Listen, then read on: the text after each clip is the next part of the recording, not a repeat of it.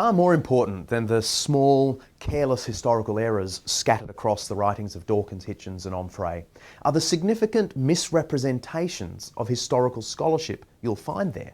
I'll offer just 3 examples. The first is one they're all guilty of. Several times in The God Delusion, Richard Dawkins gives the impression that Jesus' very existence is still a matter of dispute in historical scholarship. He writes, "It is even possible to mount a serious, though not widely supported, historical case that Jesus never lived at all." And having sown this seed of doubt in the reader's mind, he later uses expressions such as, "if he existed," or "whoever wrote his script if he didn't." Christopher Hitchens likewise speaks of the highly questionable existence of Jesus. And Michel Onfray goes further, saying, "Jesus' existence has not been historically established. We must leave it to lovers of impossible debates to decide on the question of Jesus' existence." These statements will seem utterly incredible to those who have dipped into historical Jesus studies. In fact, I read them out recently in a paper given to the Society for the Study of Early Christianity, part of Macquarie University's Ancient History Department. And the scholars and students in the room chuckled. And it wasn't the chuckling kind of audience. It is frankly laughable to suggest that even Jesus' existence is still a matter of dispute in scholarship. I know of no professional ancient historian or biblical historian in any university in the world who thinks Jesus' existence is still debatable. And just to check that it wasn't my own bias getting in the way, I recently asked 3 leading ancient historians if they knew of such a scholar. None did. Now, one of the 3 was Professor Graham Clark of the Australian National University. He is an eminent classicist and wrote the chapter on Christianity in volume 10 of the Cambridge Ancient History. He emailed back, "Frankly, I know of no ancient historian or biblical historian who would have a twinge of doubt about the existence of a Jesus Christ. The documentary evidence is simply overwhelming."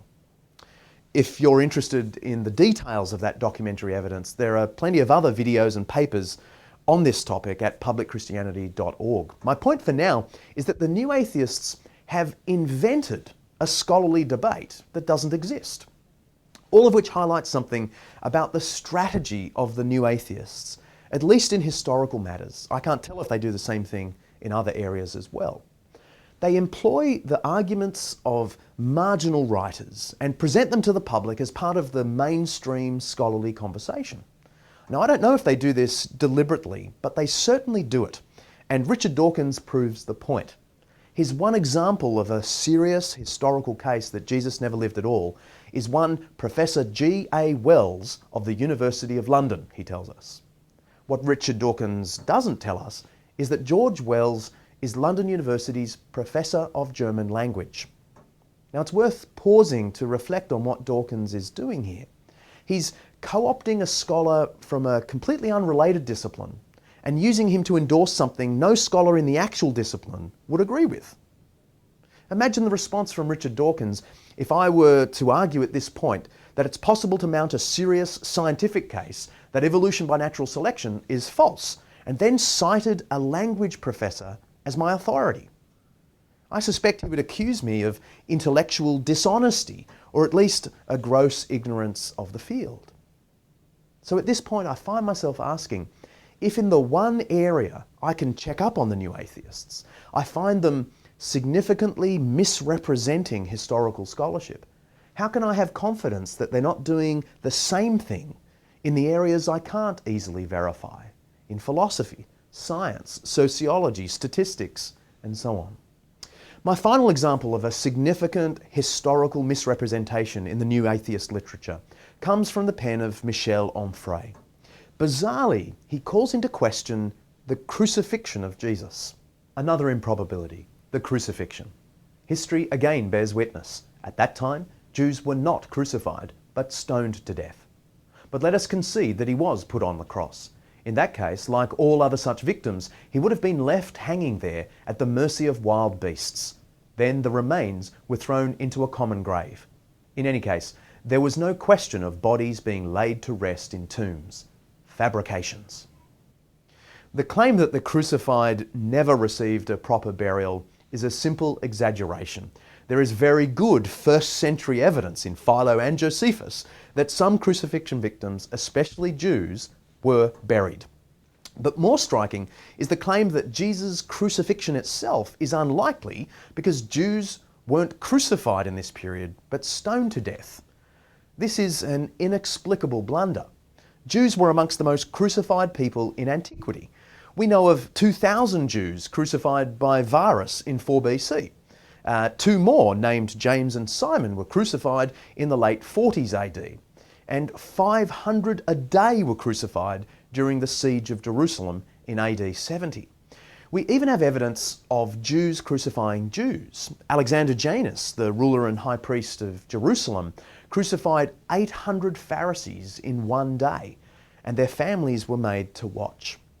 But the clearest evidence of Onfray's error is the discovery in 1968 of archaeological remains of a crucified man in a Jewish tomb. Inside the burial box, which was inscribed Jehohanan, John, they found a heel bone with an 11-centimetre nail still in place. It's taught us quite a bit about crucifixion, not least that Jews were certainly crucified in the first century, and some were properly buried as well. That a noted professor of philosophy like Michel Onfray can so patently misrepresent history in service of his beliefs is, I think, very telling. These are by no means the only historical errors and misrepresentations in the New Atheist literature. We might update this video from time to time, but here's the punchline for now. For all the learning and rhetorical brilliance of the New Atheists, their commentary on Jesus and the New Testament reminds me that dogmatic skepticism can be every bit as blind as religious dogmatism. In fact, they're the mirror image of each other. I can respect Richard Dawkins, the biologist, Christopher Hitchens, the literati, and Michel Onfray, the philosopher. But there's no doubt in my mind that when these authors range outside their specialty, they are more than capable of sloppy reporting of information and significant misrepresentation if it furthers the atheist cause. As I said earlier, I can't get the thought out of my head.